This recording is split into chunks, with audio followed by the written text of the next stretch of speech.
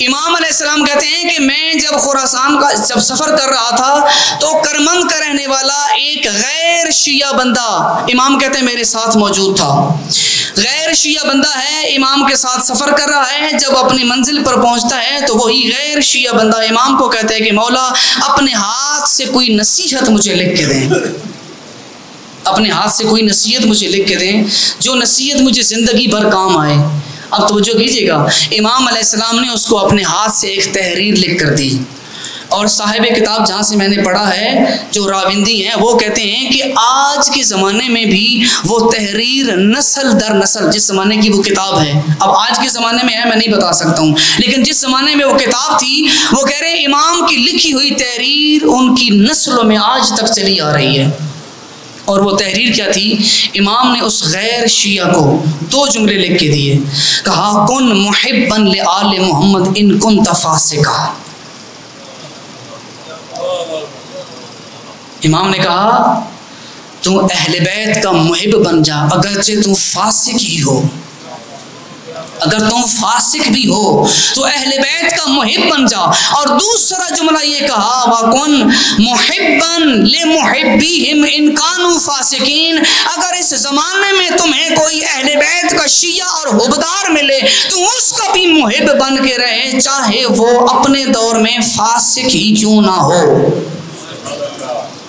लेकिन इससे ये गलत फहमी ना हो कि इमाम आपको फिस्क की इजाज़त दे रहे हैं, इमाम आपकी अज़मत बता रहे हैं एक गैर शिया को कि मेरे शिया का मकाम क्या है। वो नहीं समझता ना कि मेरा मकाम क्या है, मैं इमाम तो समझता हूँ मेरे शिया का मकाम क्या है। कितनी बड़ी अज़मत है, कितना बड़ा मकाम है। और आज हम बैठे हैं उस इमाम का जिक्र करने के लिए।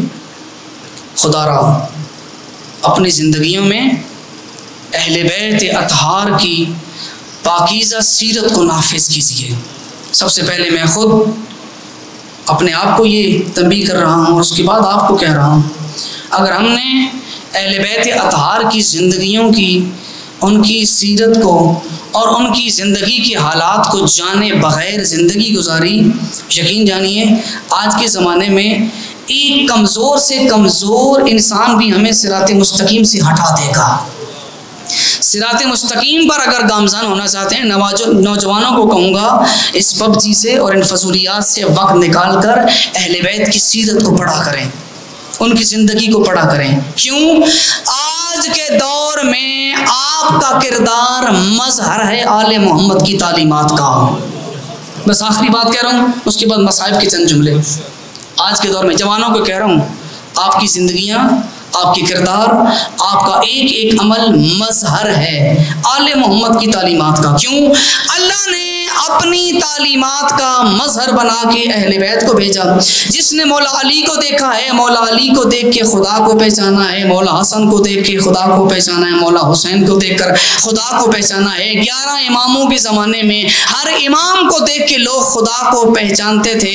आज के ज़माने में लोगों को देखने के लिए ना इमाम हसन मौजूद हैं, ना इमाम हुसैन मौजूद हैं, ना इमाम सज्जाद मौजूद हैं। लेकिन आज के ज़माने में अगर कोई जानना चाहता है कि अहले बैत का नौकर कैसा होना चाहिए तो हुसैनी मौजूद हैं।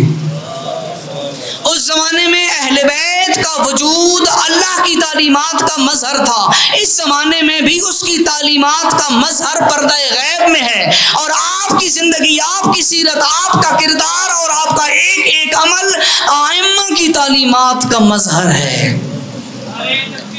अल्लाह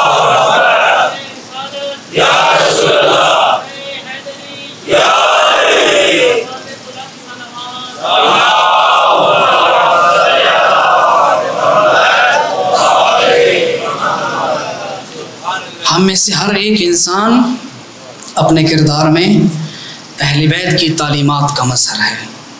हमारी ज़िंदगियाँ, हमारा एक एक अमल, हमारी सोच, हम बाज़ार में चलें, घरों में रहें, हम कॉलेज यूनिवर्सिटियों में जाएं, हम जहाँ पर भी जाएं, हुसैन के नौकर बन के जाएं, हुसैन इब्न अली के खादिम बन के जाएं, इमाम रिज़ा के खादिम बन के जाएं।